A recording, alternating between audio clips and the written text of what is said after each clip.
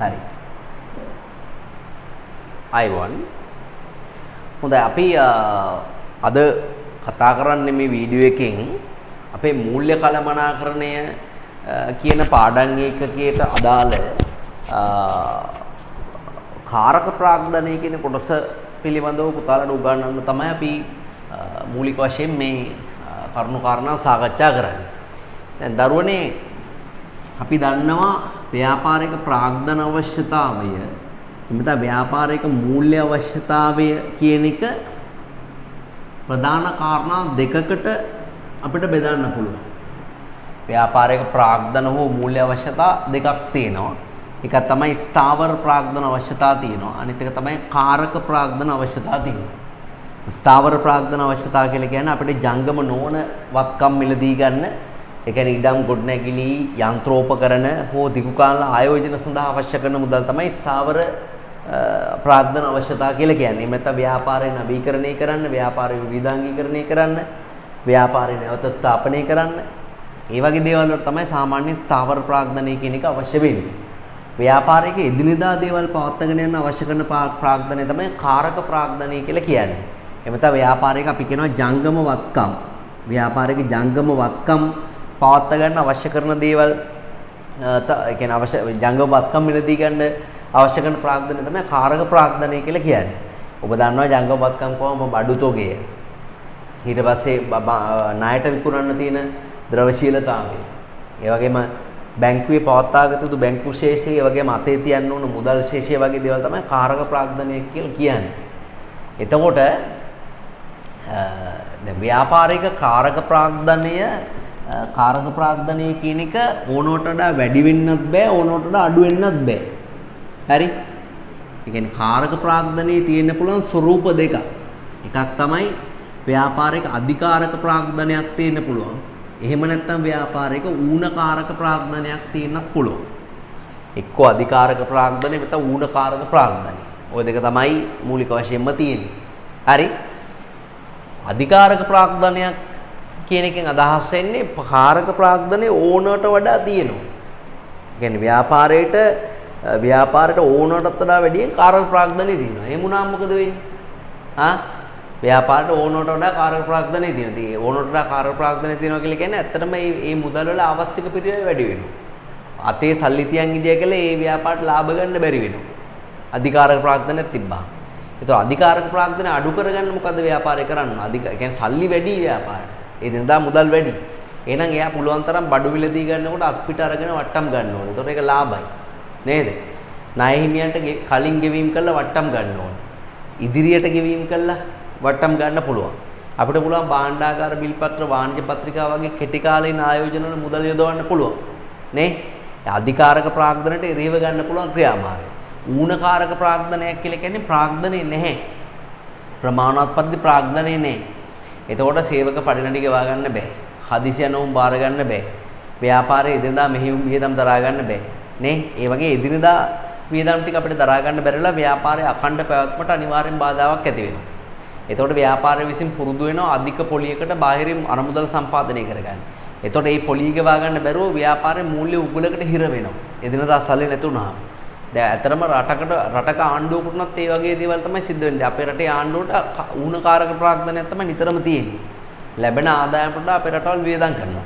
ඒකේ අවසාන ප්‍රතිඵලය තමයි විදේශ රටවලින් ණය ගන්නවා, ඊට අමතරව ජාතික සම්පත් විකුණනවා. හරි? ඒ කියන්නේ මිනිස්සු කනකරු ගස් තියලා වැඩ කරනවා වගේ සම්පත් විකුණු මිනිස්සු වැඩ කරන්න පටන් ගන්නවා. ඉතින් ඕනෝක තමයි ඌනකාරක ප්‍රාග්ධනයේදී මූලික වශයෙන්ම වෙන්නේ. හරිද? ඉතින් එතකොට කාරක ප්‍රාග්ධනය වැඩි කරගන්න පුළුවන් මාර්ග මොනවද? අපිට අපේ කාරක ප්‍රාග්ධනය වැඩි කරගන්න නැත්නම් කාරක ප්‍රාග්ධන සම්පාදන මූලාශ්‍ර මොනවද? අපිට පුළුවන් පුතේ බැංකු වෛරාවක් වගේ දෙයක් ඕනනම් අනුමත කරලා තියාගන්න පුළුවන්.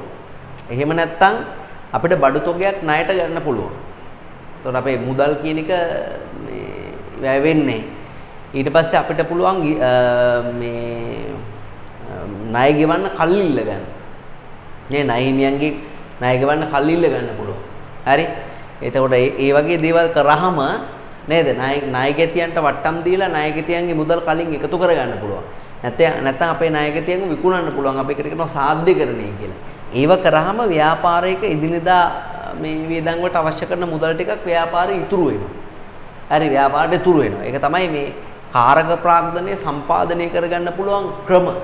ඉතින් එතකොට මේ ඌනකාරක ප්‍රාග්ධනය හෝ අධිකාරක ප්‍රාග්ධනය කියන දෙකම ආයතනයකට හොඳ නේ. අධිකාරක ප්‍රාග්ධනයකදී ඌන වෙළඳාමක් තමයි නිරූපණය වෙන්නේ. ඒ කියන්නේ කාරක ප්‍රාග්ධනයේ වැඩි අපිට වෙළඳාම අඩුයි වගේ පේනවා.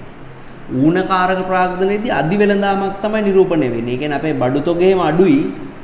හරි බඩු තොගේම අඩුයි අතේ තියෙන මුදල් අඩුයි හදිසි ඕඩර් එකම ආවොත් එම අපිට බාර ගන්නත් බෑ. ඒක අපි හිතනවා අපිට හෙනට ඕඩර්ස් තියෙනවා කියලා.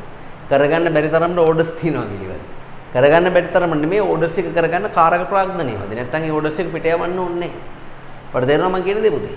ඒ නිසා මේ දෙකම හොඳ නැති හින්දා ප්‍රශස්ත කාරක ප්‍රාග්ධනයක් අනිවාර්යෙන් ආයතනය ඇතුළේ නඩත්තු කරන්න ඕනේ. තව විභාගෙදී පුතාලට දලකාරක ප්‍රාග්ධනය දීලා දලකාරක ප්‍රාග්ධනය දීලා ශුද්ධකාරක ප්‍රාග්ධනය කියන එක ගණන් හදන්න එනවා. ඔය විභාගෙදී කාරක ප්‍රාග්ධනය ගණනය කරන්න කියලා එහෙම ආවහම කාරක ප්‍රාග්ධනය ගණනය කරන්න කියලා එන්නේ දලකාරක ප්‍රාග්ධනය ශුද්ධකාරක ප්‍රාග්ධනය තමයි හොයන්නේ කියන්නේ. ශුද්ධකාරක ප්‍රාග්ධනය කියන එක සමානයි ළමයි ශුද්ධකාරක ප්‍රාග්ධනය කියන එක සමානයි දලකාරක ප්‍රාග්ධනයෙන් අඩු කරන්න ඕන මොකද්ද? දලකාරක ප්‍රාග්ධනයෙන් අඩු කරන්න ඕනේ ජංගම වගකීම් කියන ඒවා. හරි? ඒ කියන්නේ මේ දලකාරක ප්‍රාග්ධනය කියලා කියන්නේ දරුවනේ ජංගම වත්කම් කියන එක. හරි? ශේෂපත්‍රය ඔබට ශේෂපත්‍රයක් දුන්නාම ශේෂපත්‍රයේ මෙතන ජංගම වත්කම් තියෙන්නේ. මේ ජංගම වත්කම් තමයි දලකාරක ප්‍රාග්ධනය කියලා කියන්නේ. ඒ ජංගම වත්කම් වලින් අඩු කරන්න ඕන මොකද්ද? ජංගම වගකීම් ටික අඩු කරනවා. අඩු කරාම උත්තරේ අනිවාර්යෙන් ධන වෙන්න ඕනේ.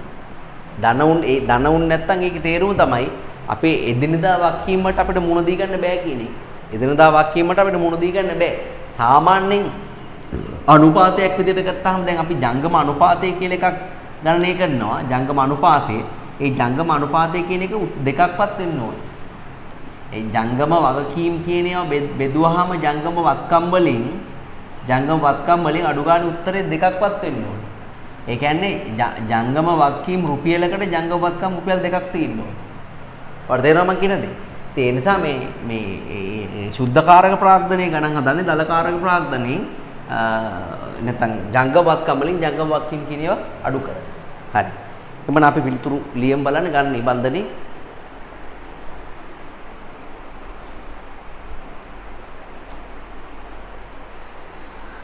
හරි නිබන්ධනය ගන්න පුතාලා නිබන්ධනයේ තියෙනවා කාරක ප්‍රාග්ධනය කියලා එකක්. ඒක ලියන්න මෙහෙම. ව්‍යාපාරයක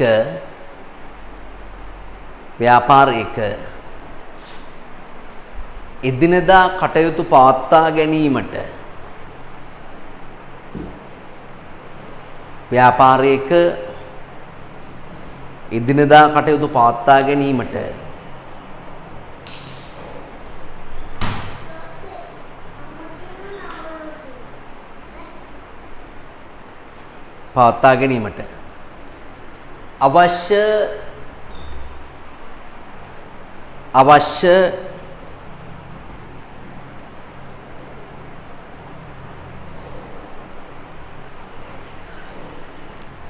අවශ්‍ය ප්‍රාග්ධනය හෙවත් ජංගම වත්කම් වල එකතුවයි. ජංගම වත්කම් වල එකතුවයි.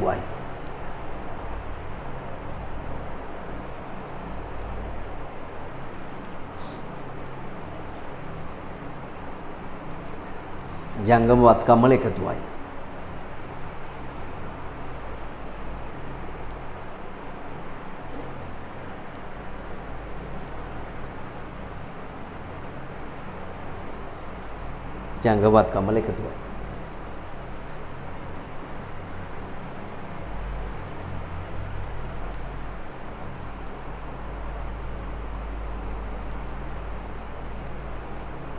උදාහරණ ලියන්න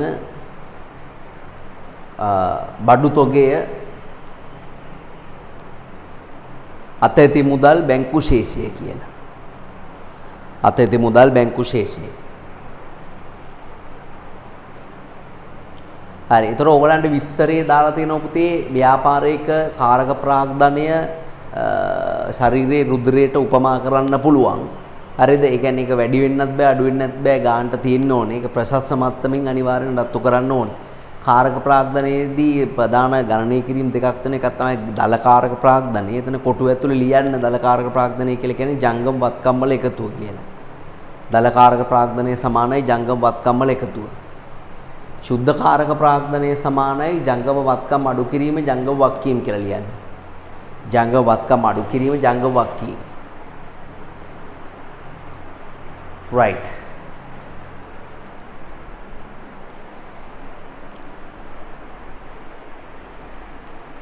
right. එක ව්‍යාපාරයේ අවශ්‍යතාවය අනුව ඉතින් කාරක ප්‍රාග්ධන අවශ්‍යතාවය වෙනස් වෙනවා. සමහර ව්‍යාපාර වලට වැඩිපුර කාරක ප්‍රාග්ධනයක් ඕනේ. සමහර ව්‍යාපාර වලට ස්ථාවර ප්‍රාග්ධනය වැඩිපුර ඕනේ. ඔයාලට තේරෙනවද? එක ව්‍යාපාරයෙන් ව්‍යාපාරයට ඉතින් වෙනස් වෙනවා. හරි. ක්වෙස්චන් එකට අපි යමු බලන්න ක්වෙස්චන් එක මූල්‍ය කළමනාකරණයේදී ද්‍රවශීලතාවය සහ ලාභදායකත්වය යන අරමුණු ප්‍රතිවිරුද්ධව ක්‍රියාත්මක වේ. මේ ප්‍රකාශය පැහැදිලි කරන්න. ඔබතේ දැන් ද්‍රවශීලතාවය සහ ලාභදායකත්වය කියන අරමුණු ප්‍රතිවිරුද්ධව තමයි ක්‍රියාත්මක වෙන්නේ.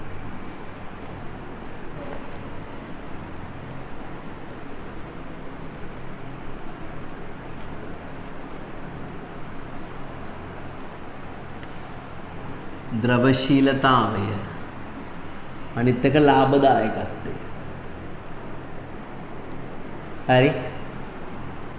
ද්‍රවශීලතාවය සහ ලාභදායකත්වයේ ප්‍රතිවිරුද්ධව ක්‍රියාත්මක වෙනවා කියන එක එකේ තේරුම තමයි මෙන්න මේ. මේ වගේ මුදල් කියන වත්කම බලන්න. මුදල් කියන එකේ ද්‍රවශීලතාවය 100%යි. හැබැයි මුදල් අතේ තියාගෙන ඉඳියොත් මුදල් කියන එක අතේ තියාගෙන ඉඳියොත් ඒකෙන් ගන්න පුළුවන් ප්‍රයෝජන ගොඩක්මක් වෙනවද? අඩු වෙනවා. මුදල් කියන එක අතේ තියාගෙන ඉඳියොත් ඒකෙන් ගන්න පුළුවන් ප්‍රයෝජන ගොඩක් අඩු වෙනවා. හරි. මුදල් වල ලාභදායකත්වයේ කියන එක ගොඩාක් අඩු මට්ටමක තමයි තියෙන්නේ. ඒ මුදල් අතේ තියන් ඉඳලා ලාභ ගන්න බෑ. ඒ කියන්නේ ද්‍රවශීලතාවයෙන් වැඩිවත්කම් වල ලාභදායකත්වයේ කියන එක අඩුයි. හරි. ද්‍රවශීලතාවයේ වැඩිවත්කම් වල ලාභදායකත්වයේ කියන එක අඩුයි. හරි. ඒ වගේම ළමයි නේද ඉඩම් කියන වත්කම දිහා බලන්නකෝ. ඉඩම් කියන වත්කම දිහා බලන්නකෝ. ඉඩම් කියන වත්කම ලාභදායකත්වය අතින් ඉතාම වැඩිද. අද ගත්ත ඉඩමත් තව අවුරුදු 10ක් ගියාට පස්සේ සෑහෙන්න වැඩි වෙනවා. ඉඩම් කියන වත්කම ලාභදායකත්වයේ පැත්තෙන් සෑහෙන්න වැඩි. හරිද? නමුත් ද්‍රවශීලතාවයේ පැත්තෙන් ගත්තාම ඒක අනිවාර්යෙන් අඩුයි. තේරෙනවද? ඒක හදිස්සියට විකුණ ගන්න බෑ. ඉඩමක් කියන එක හදිස්සියට විකුණ ගන්න පුළුවන් දෙයක් නෙමෙයි. ඉතින් ඒ අනුව ද්‍රවශීලතාවයේ සහ ලාභදායකත්වයේ කියන එක ප්‍රතිවිරුද්ධව තමයි ක්‍රියාත්මක වෙන්නේ. එම ලියන්න. ද්‍රවශීලතාවයෙන් වැඩිවත්කම් වල ද්‍රවශීලතාවයෙන් වැඩිවත්කම් වල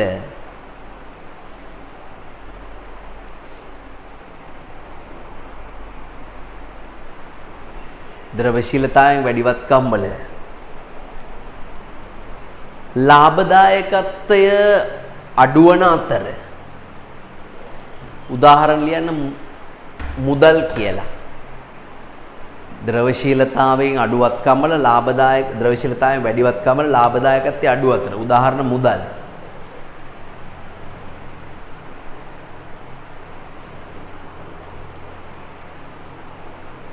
ඡේදකරණ ලියන්න. ද්‍රවශීලතාවයෙන් අඩුවත්කම් වල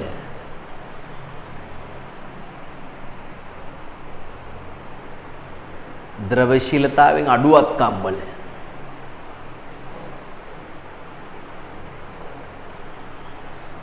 ද්‍රවශීලතාවයෙන් අඩුවත්කම් වල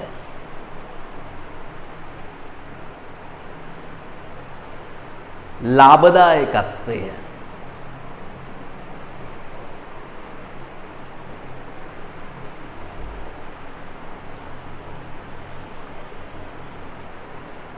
ලාභදායකත්වය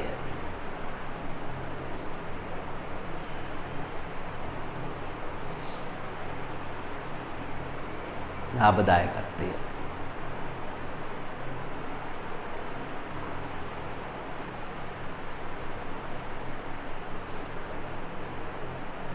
ඉහළය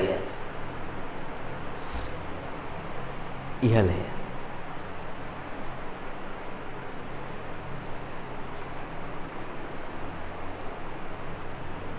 ඉහළය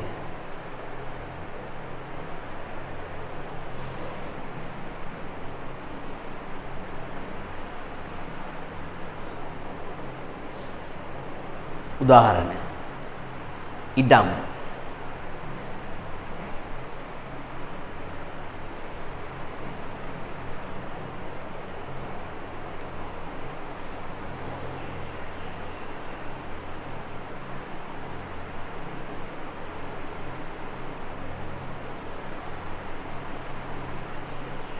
ඉඩම්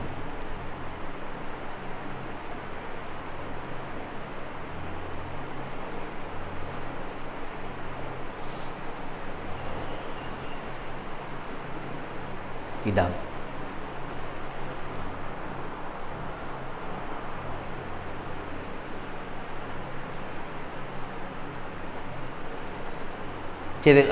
රුලක් කරලා ලියන්න එම නිසා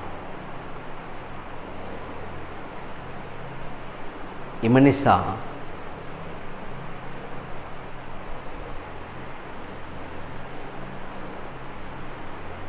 එම නිසා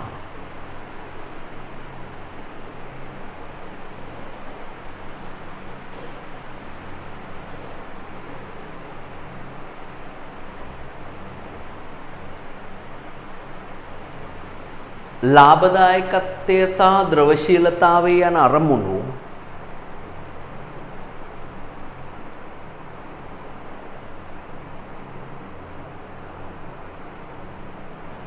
එම නිසා ලාභදායකත්වය සහ ද්‍රවශීලතාවය යන අරමුණු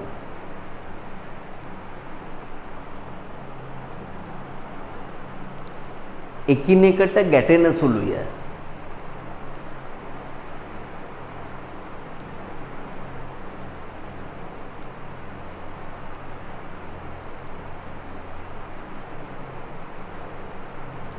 එකිනෙකට ගැටෙන සුළුය.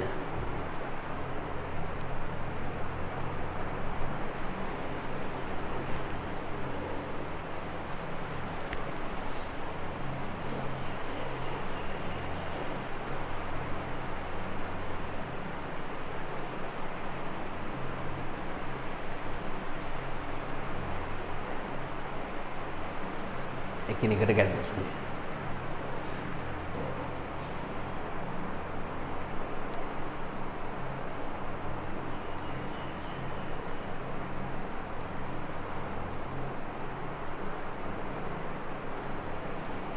හරිද? ගැටෙන සුළුයි.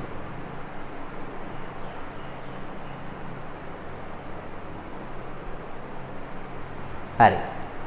ඊට පස්සේ ඊර්කම පල්ලෙහා තියෙන පුතේ ද්‍රවශීලතාවය සහ ලාභදායකත්වයේ පවත්වා ගැනීමට කළ යුතු මූල්‍ය කාර්යයන් කියලා කොටසක්.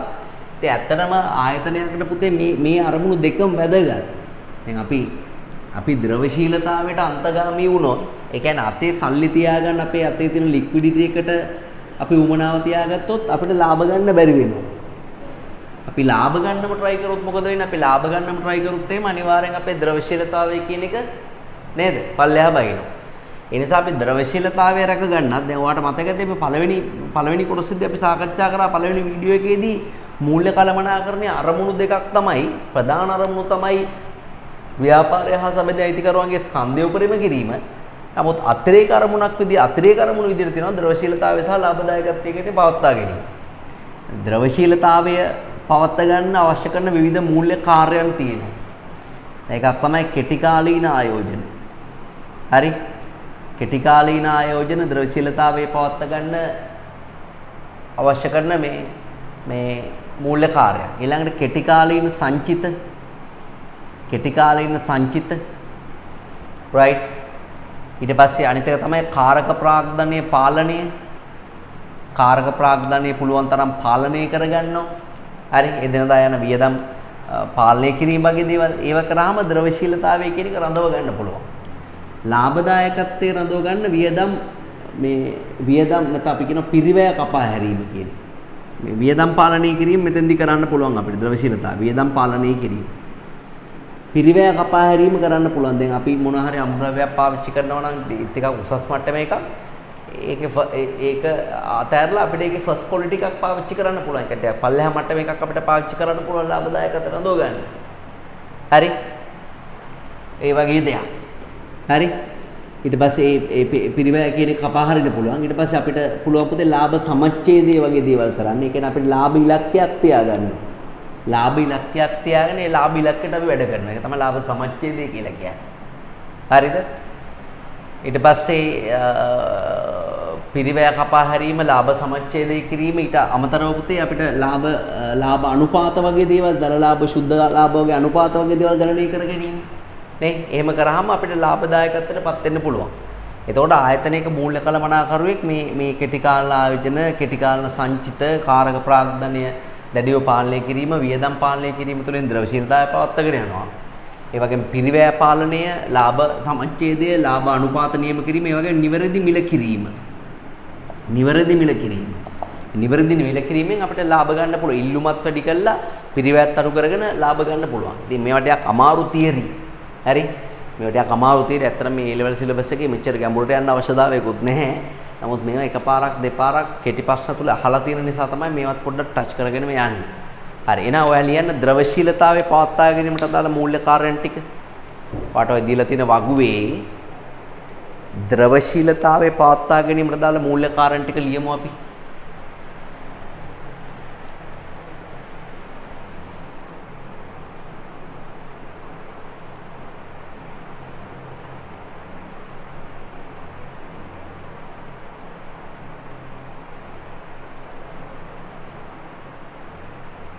පළවෙනි එක කෙටි කාලීන ආයෝජන.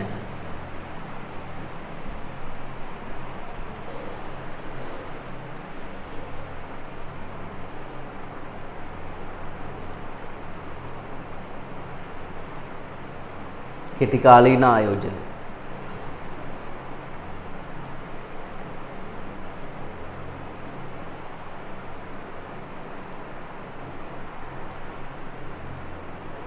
ඒ වගේම කෙටි කාලීන සංචිත.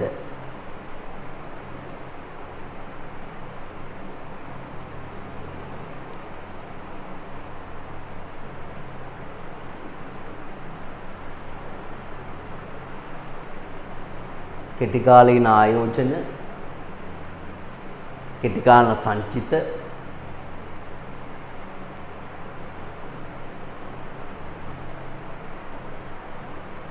කාරක ප්‍රාග්ධනය පාලනය.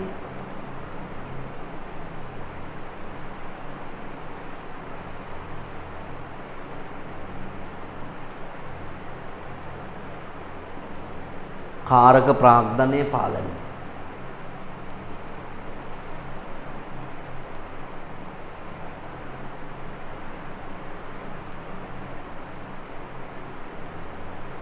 වියදම් පාලනය.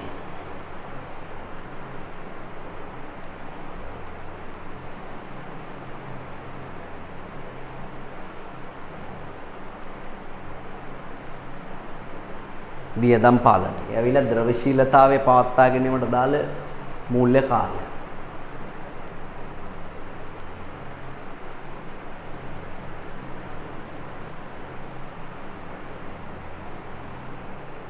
right. ඊට පස්සේ ලාභදායකත්වයේ පවත්වා ගන්න අවශ්‍ය කරන මූල්‍ය කාර්යයන් ටිකට යමු. ලාභදායකත්වයේ පවත්වා ගන්න අවශ්‍ය කරන මූල්‍ය කාර්යයන්. පළවෙනි එක පිරිවැය පාලනය.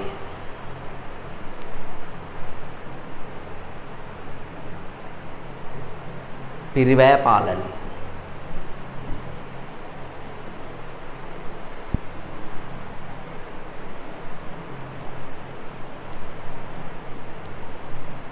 ඊට පස්සේ ලාභ සමච්ඡේදය.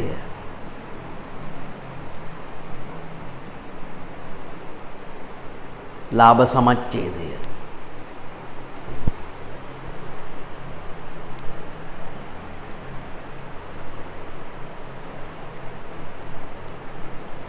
ලාභ අනුපාත ගණනය කිරීම. ලාභ අනුපාත ගණනය කිරීම. ඒ වගේම නිවැරදි මිල කිරීම. නිවැරදි මිල කිරීම.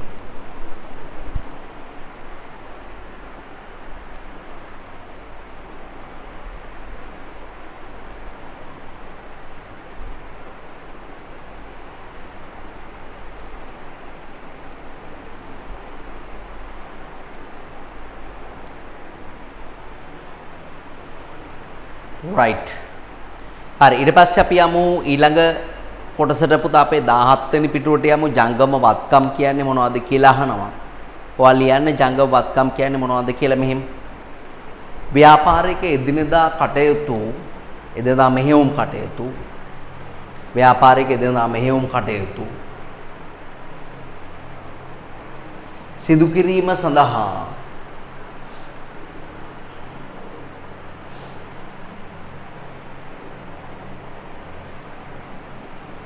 ව්‍යාපාරික එදිනෙදා මෙහෙයුම් කටයුතු සිදු කිරීම සඳහා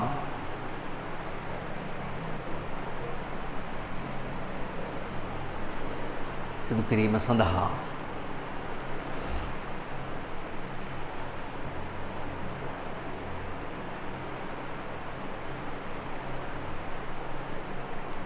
සිදු කිරීම සඳහා භාවිත කරනු ලබන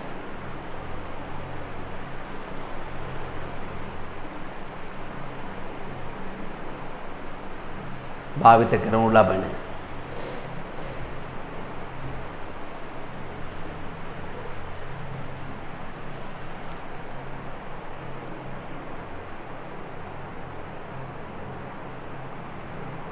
භාවිත කරනු ලබන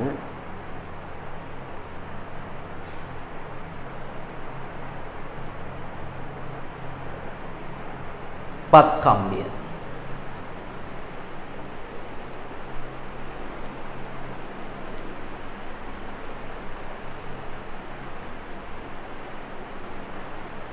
වත්කම්ය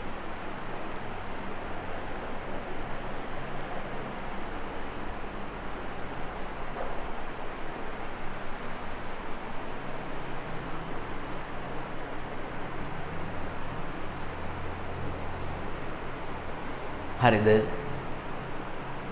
හරි. right. ඊට පස්සේ ඊළඟ කොටසේ තියෙන ව්‍යාපාරයකට කාරක ප්‍රාග්ධනය අවශ්‍ය වෙන්න හේතු මොනවද කියලා. බලන්න පුතේ ව්‍යාපාරයක කාරක ප්‍රාග්ධනය අවශ්‍ය වෙන හේතු ටික කියවන්න, එදිනදා වැටුප් ගෙවන්න, අමුද්‍රව්‍ය මිලදී ගන්න, පොලි හා කුලී ගෙවන්න නේ. අපි ණයට අරන් තියනවා නම් ඒවට අදාළ පොලිය සහ කුලිය ගෙවන්න නේද? ඒ වගේ දේවල් වලට සාමාන්‍යයෙන් කාරක ප්‍රාග්ධනය අවශ්‍යයි. ඔය තියෙන කාරක ප්‍රාග්ධනය අවශ්‍ය වෙන්න ප්‍රධාන හේතු ටික දාලා ටික බලන්න. අමුද්‍රව්‍ය මිලදී ගන්න, ඇසුරුම් ද්‍රව්‍ය මිලදී ගන්න, ව්‍යාපාරේ වැටුප් වේතන වගේ දේවල් ගෙවන්න, කුලී හා පොලි ගාස්තු ගෙවන්න, වත්කමක් තියෙනවා නම් ඒ වත්කම වල නඩත්තු වේදන් ගෙවන්න,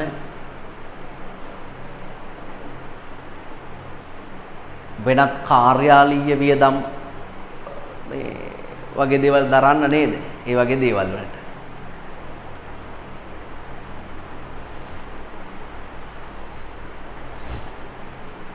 right. කාරක ප්‍රාග්ධනයේ හිඟ වෙන්න හේතු. හරි අපි බලමු කාරක ප්‍රාග්ධනයේ හිඟ වෙන්න හේතු මොනවද කියලා. ඇයි ව්‍යාපාරයකට කාරක ප්‍රාග්ධනයේ එදිනදා වේදන් වලට මුදල් නැත්තේ? සමහර අය ගන්නව විශාල ස්ථාවර වත්කම්.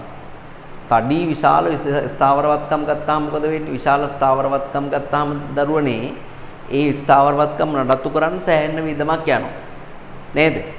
ඒතොර ඒ ස්ථාවර වත්කම් වල දැඩි ලෙස ආයෝජනය කරන්න වෙනවා. ඒ කියන්නේ ඒ ආයෝජනය කරාම අපිට එදිනදා වේදමට සල්ලි නැති වෙනවා. නේ? සමහරවිට ඕනවටත් වඩා අනවශ්‍ය ලෙස තොග රැස් කරලා තියෙනවා. හරි ණයට විකුණු ප්‍රමාණය වැඩි එතකොට සල්ලි ලැබෙන්නේ නැහැ. ඒ කියන්නේ සල්ලි එන්නේ නැහැ ව්‍යාපාරට. නැත්තම් ඒ විකුණු ණයට විකුණු බොල් ණය වෙලා. නේ? එතකොට ව්‍යාපාරට අනිවාර්යයෙන්ම කාරක ප්‍රාග්ධනය කියන එක මේ නැති වෙනවා. නැත්තම් ව්‍යාපාරේ භාණ්ඩ වලට තියෙන ඉල්ලුම අඩු වෙනවා. භාණ්ඩ හා සේවා සඳහා තියෙන ඉල්ලුම අඩු වෙනවා. නේ? ඒතර ඒ වගේ දේවල් හින්දා අනිත් එක තමයි අනවශ්‍ය ලෙස දිගු කාල ණය අරගෙන ඒවට පොලි ගෙවනවා ඉවරයක් නැහැ. ඉතින් එහෙම වුණාම අනිවාර්යෙන් කාරක ප්‍රාග්ධනය කියන එකක් මක් වෙනවද? ඒක හිඟ වෙනවා. එහෙමයි ඒකේ තියෙන මේ தත්ත්වෙ වෙන්නේ. right. හරි. හොඳ අපි ඊළඟ කොටසට යමු. ඒකේ මේ ප්‍රශ්නේ ඊළඟ ප්‍රශ්නේ තියෙන්නේ කාරක ප්‍රාග්ධනයේ හිඟවීමෙන් ආයතනයක් මුහුණ දෙන ගැටලු මොනවද කියලා. කාරක ප්‍රාග්ධනය නැතුණාම එදිනදා වීදමට සැලෙ නැතුණාම ආයතනයක් මුහුණ දෙන ගැටලු මොනවද කියලා අහන්න. අලියොම් මේ සේවක වැටුප් ගෙවිය නොහැකි වීම. සේවක වැටුප් ගෙවිය නොහැකි වීම.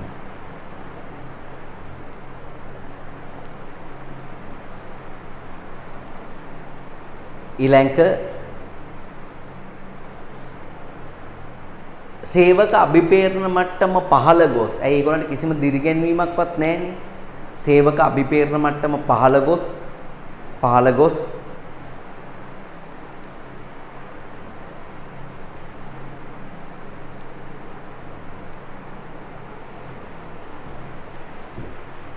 සේවක අභිපේරණ මට්ටම පහළ ගොස්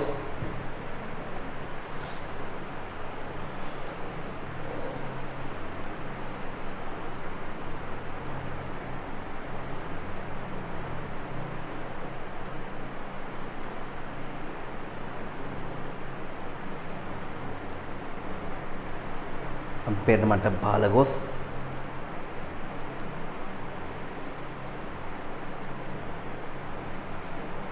සේවක පිරිවැටුම ඇතිවීම. ඒ කියන්නේ අයින් වෙලා යනවා සේවකයෝ. ඒ පඩිත් නැතුව වැඩ කරන්නේ නැහැ නේ. ඉතින් නේද? සේවක පිරිවැටුම ඇතිවීම.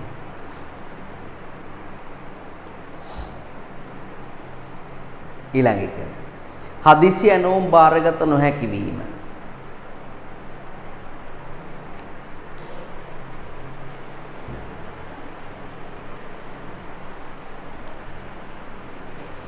හදිසි ඇනෝම් බාරගත නොහැකි වීම.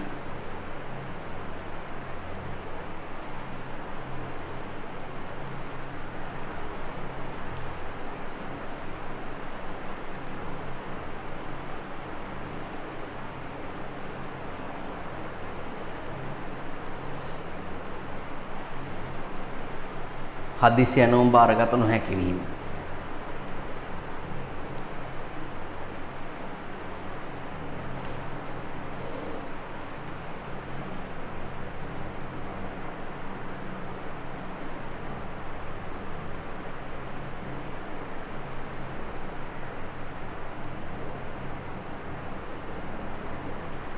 ඊළඟ එක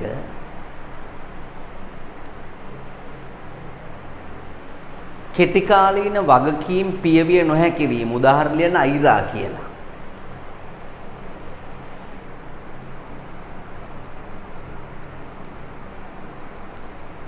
කෙටි කාලීන වගකීම්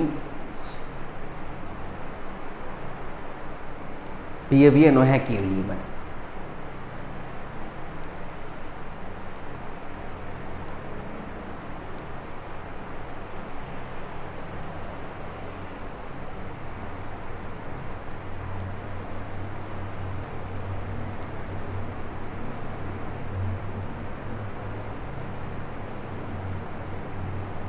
පියවිය නොහැකි වීම.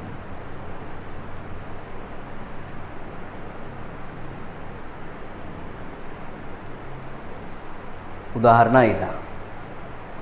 ඊළඟ අධික පිරිවැයකට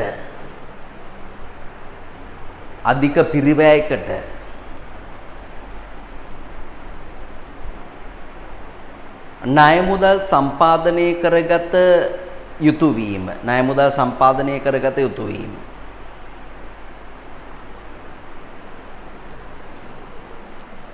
ණය මුදල් සම්පාදනය කරගත යුතු වීම.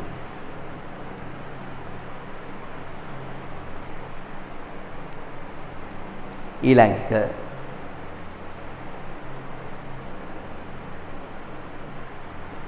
ව්‍යාපාරේ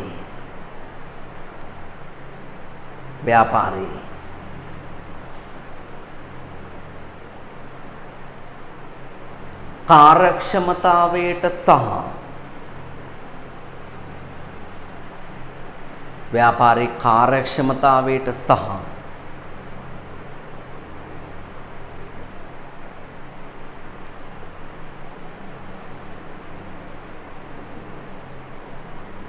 ව්‍යාපාරේ කාර්යක්ෂමතාවයට සහ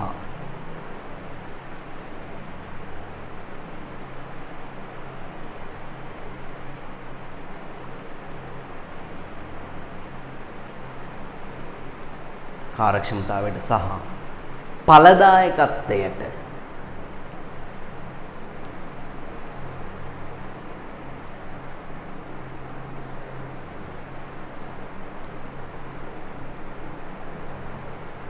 කාර්යක්ෂමතාවයට සහ ඵලදායකත්වයට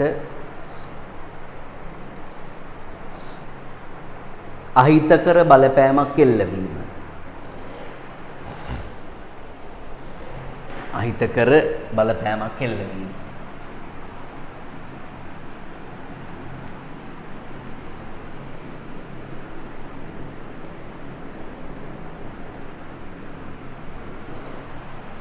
හරි.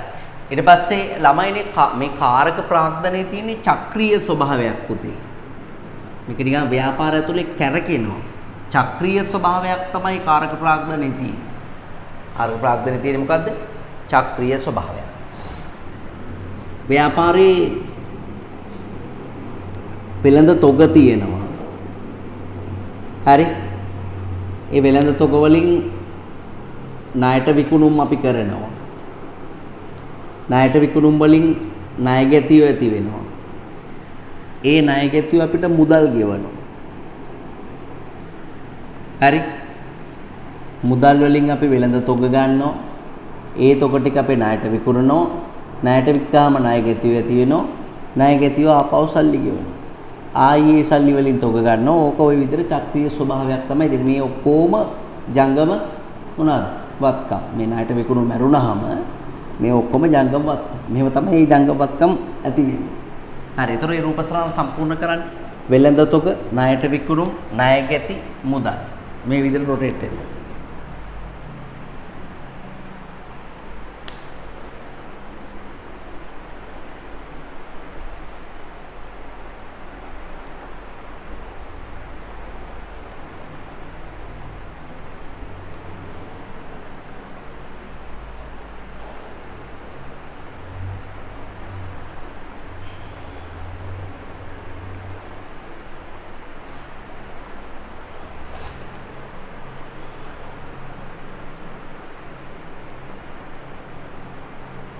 හරිද?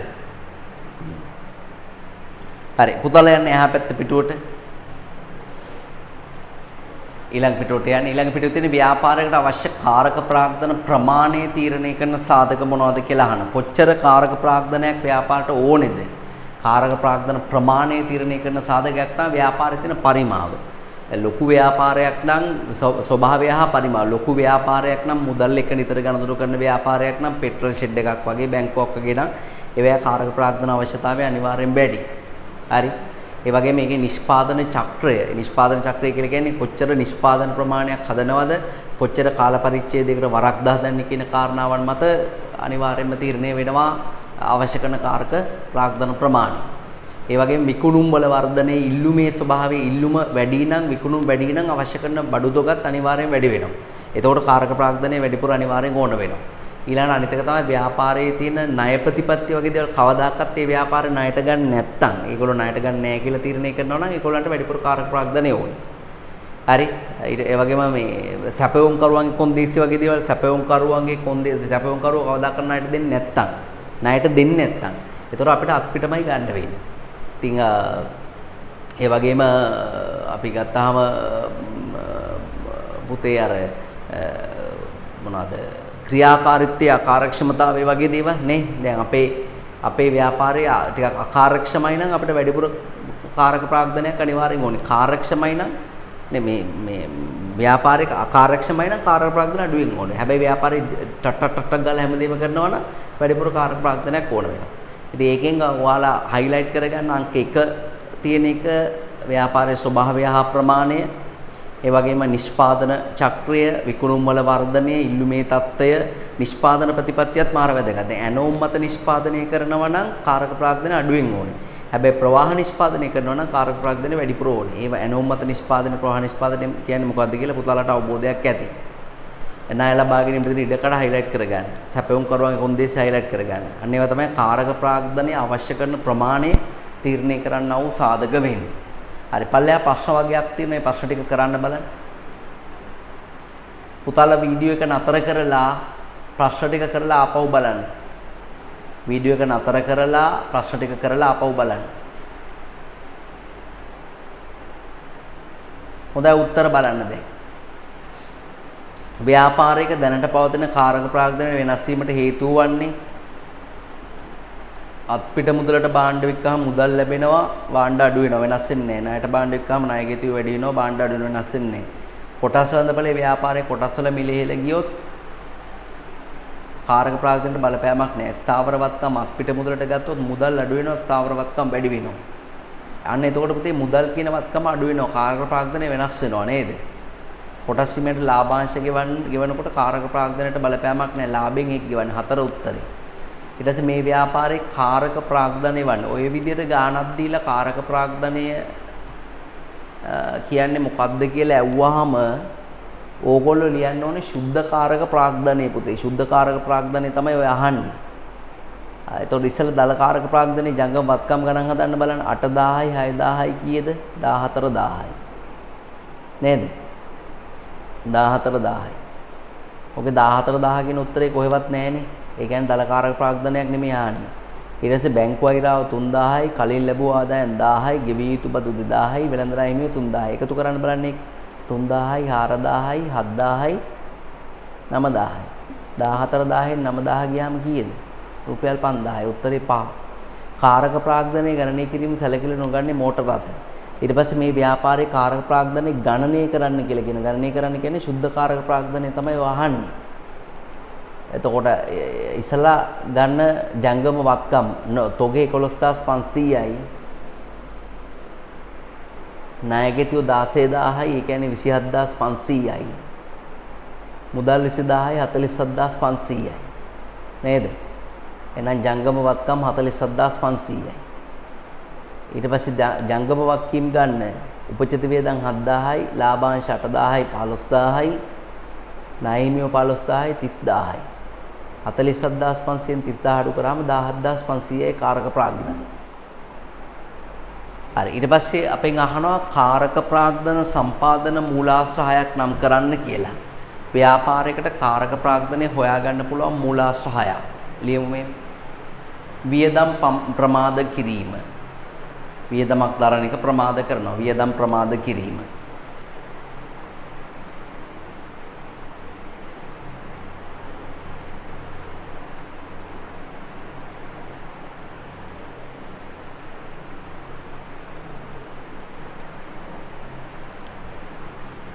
වියදම් ප්‍රමාද කිරීම.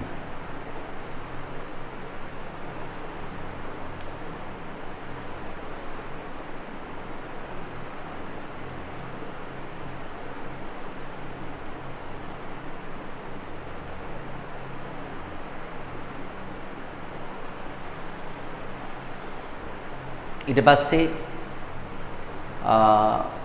ණයහිමියන්ගේ කල් ඉල්ලීම නේද? ණය ගෙවන්න කල් ඉල්ලන්න පුළුවන්. ණයහිමියන්ගේ කල් ඉල්ලීම.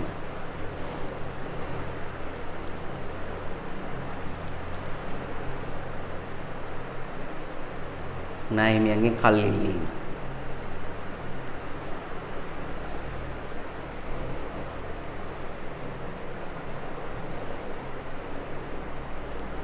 ඊට පස්සේ ඊළඟ එක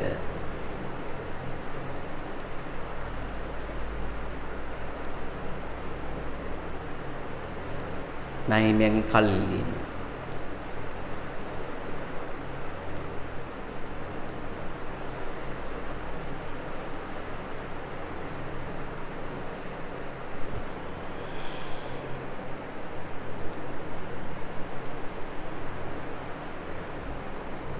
කෙටි කාලීන සංචිත ඇති කර ගැනීම. කෙටි කාලීන සංචිත ඇති කර ගැනීම. ඔය ආදායම් බදුවෙන් කිරීමේ සංචිතයක් වගේ දෙයක්. කෙටි කාලීන සංචිත ඇති කර ගැනීම.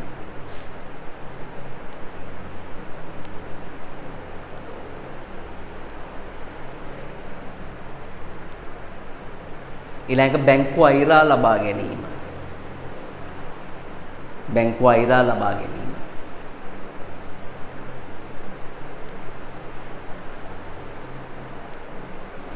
වෙළඳ ණය ලබා ගැනීම. කියන්නේ බඩු තොග ණයට ගන්නවා. වෙළඳ ණය ලබා ගැනීම.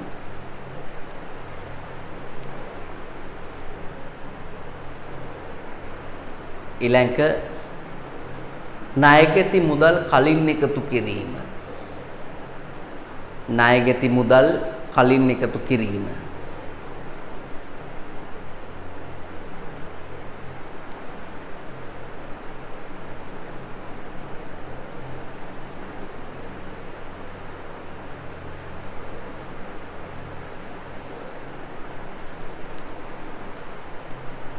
ණයගැති මුදල් කලින් එකතු කිරීම.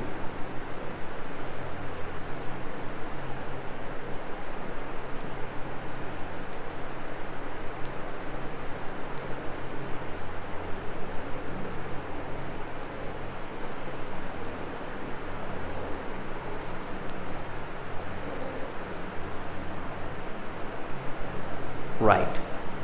ඔයගේ කාරක ප්‍රාග්ධන සම්පාදන මූලාශ්‍ර ව්‍යාපාරයක තියෙනවා. ඊට පස්සේ පුතේ ඕගොල්ලෝ බලන්න ඌණ කාරක ප්‍රාග්ධනය සහ අධිකාරක ප්‍රාග්ධනය නිර්වචනය කළ දෙන ඌණ කාරක ප්‍රාග්ධනය කියන්නේ ව්‍යාපාරයකට අවශ්‍ය තරම් කාරක ප්‍රාග්ධනය නොමැති තත්ත්වයක්. කාරක ප්‍රාග්ධනය හිඟයි. ඒකෙන් ඇතිවන ප්‍රතිඵල අපි කතා කරා කාරක ප්‍රාග්ධනය හිඟ වුණාම මොකද වෙන්නේ කියලා. කාරක ප්‍රාග්ධනය හිඟ වුණාම අපිට හිතෙනවා අපේ බිස්නස් වැඩි කියලා. අධි වෙළඳාමක් තියෙන්නේ කියලා. ඒ බිස්නස් වැඩි කියලා හිතෙන්නේ මේ ඒ කියන්නේ අපිට බිස්නස් එක කරගන්න බෑ අපේ කාර්ය ප්‍රාග්ධන අඩු නිසා අපිට හිතෙන්නේ බිස්නස් තියෙනවා කියලා. ඒ කියන්නේ හදිසියෙන්ම මේ බාර ගන්න බෑනේ. අනිත් එක තමයි ඌණකාරක අධිකාරක ප්‍රාග්ධනය කියන්නේ ඕනට වඩා කාරක ප්‍රාග්ධනය වැඩි තත්ත්වයක්. ඉතින් එවැනි වැඩි තත්ත්වයකදී මේ වෙන්නේ අපිට බිස්නස් මදි කියලා හිතෙනවා. අපේ කාරක ප්‍රාග්ධනයට ගැලපෙන බිස්නස් නැහැ. හරි. එම ඒකේ තියෙන තත්ත්වය.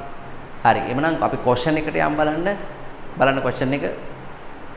ඒකේ අහන්නේ අධිකාරක ප්‍රාග්ධනයට එරෙහිව ගත හැකි ක්‍රියාමාර්ග. ඒ කියන්නේ අපිට කාරක ප්‍රාග්ධනය වැඩි නම් ඒකට එරෙහිව ගන්න පුළුවන් ක්‍රියාමාර්ග මොනවද කියලා අහන්නේ. ලියන්න. ඉදිරියට ගෙවීම් කිරීම. ඒ ගෙවීම් කළා අපිට වට්ටම් මෙහෙම ගන්න පුළුවන් නේද? ඉදිරියට ගෙවීම් කිරීම.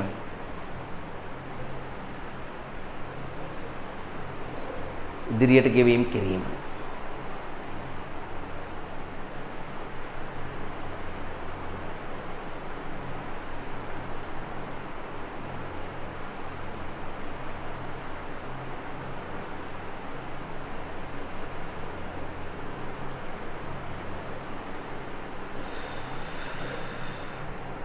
ඊට පස්සේ ඊළඟ එක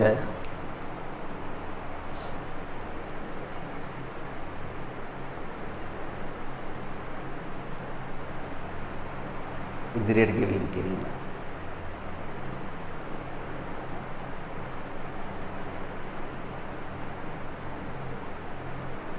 කෙටි කාලීන වගකීම් පියවීම.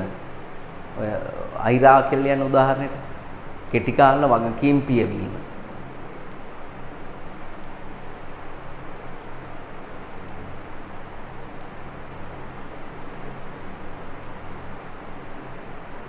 කෙටි කාලීන වගකීම් පියවීම.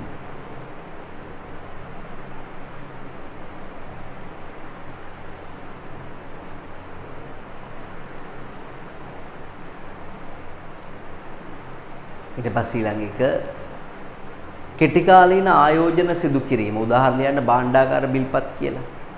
කෙටි කාලීන ආයෝජන සිදු කිරීම. සල්ලි වැඩි ඉන්නේ දැන්. කෙටි කාලීන ආයෝජන සිදු කිරීම.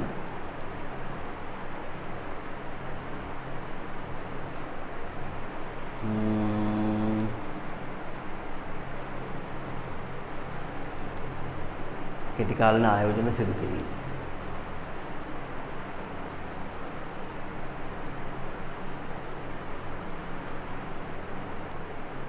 ණය හිමියන්ට ගෙවීම් පියවා වට්ටම් ලබා ගැනීම. අපිට ලද වට්ටම් ණය හිමියන්ට කලින් ගෙවීම් පියවා වට්ටම් ලබා ගැනීම.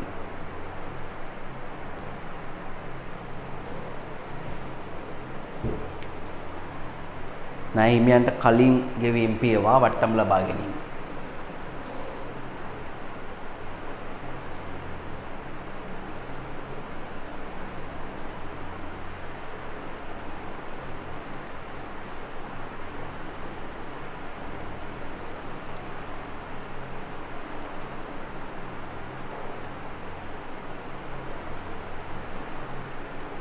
ඊළඟ එක හැකිතා අත්පිට තොග ලබාගෙන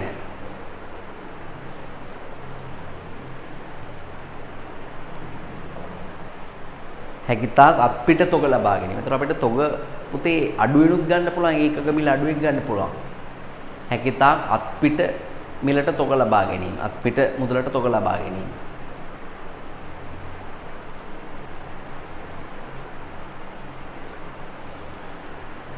right. පල්ලෙහා ප්‍රශ්න දෙක කරන්න බලන්න. ඉහත දැක්කන සිදුවීම් වලින් පාදක කරන සිදුවීම් වලින් මුදල් ව්‍යාපාරයේ මුදල් පිටතට ගලා නොයන්නේ ආයෝජන පොලි වලින්. ආයෝජන පොලි වලින් අපිට මුදල් ලැබෙනවා. සාධ්‍යකරණය කියලා කියන්නේ මොකද්ද?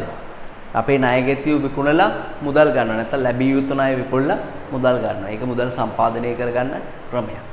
හරි. අපි ඊළඟ වීඩියෝ එකකින් අපි සාකච්ඡා කරමු අපේ ව්‍යාපාරයක තියෙන මූල්‍ය සෞඛ්‍ය පිළිබඳව. අපිට එක එක සෞඛ්‍යවල තියෙනවනේ. ඒ වගේ ව්‍යාපාරයක තියෙනවා පුතේ ෆයිනෑන්ෂල් හෙල්ත් කියන එක. මූල්‍ය සෞඛ්‍ය කියන්නේ ව්‍යාපාරයේ මූල්‍ය වශයෙන් නිරෝගීද නැද්ද කියලා බලන්න ක්‍රමවේදයක් තියෙනවා. පරීක්ෂණයක් තියෙනවා. මේ මූල්‍ය සෞඛ්‍ය පිළිබඳව නැත්නම් මූල්‍ය තත්ත්වය විශ්ලේෂණය පිළිබඳව අපි ඊළඟ වීඩියෝ එකේදී සාකච්ඡා කරමු. ආයිබෝවන්.